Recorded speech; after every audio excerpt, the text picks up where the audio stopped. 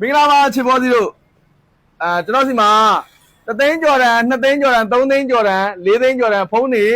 ဘာဖုန်းမဲ့ဝယ်ကျွန်တော်ဒီမှာအသင်းကျိုးလေးတွေမှတ်မကွဲတွေ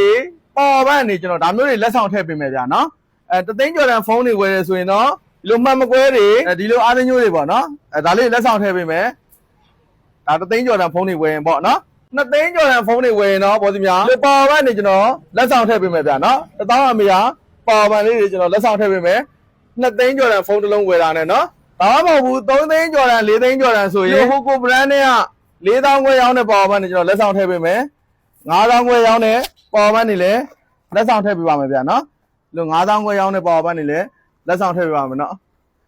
ဖုန်းတန်ကြီးမြင်လာလေကျွန်တော်လက်ဆောင်ပေးတဲ့ပစ္စည်းလေးတွေ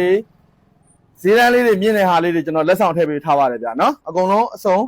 ကျွန်တော်10ရက်တိတိကျွန်တော်လက်ဆောင်လေးတွေပေးပါမယ်ဗျာနော်ဒီနေ့ကနေစပြီးတော့10ရက်တိတိကျွန်တော်လက်ဆောင်လေးတွေထည့်ပေးပါမယ်ဗျာနော်3သိန်းကျော်တန်2သိန်းကျော်တန်3သိန်းကျော်တန်4သိန်းကျော်တန်စသည်အပြင်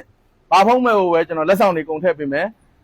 ဈေးတွေလည်းလျှော့ပေးမယ်အဆင်ပြေအောင်ရောင်းပေးမယ်နော်တိုင်လေးစာလေးက58လမ်း123 124မှာရှိပါတယ်ပေါ့ဒီများနော်တိုင်လာရောက်ရွေးချယ်ဝယ်ယူဖို့ဖိတ်ခေါ်ပါတယ်ဗျကျေးဇူးတင်ပါတယ်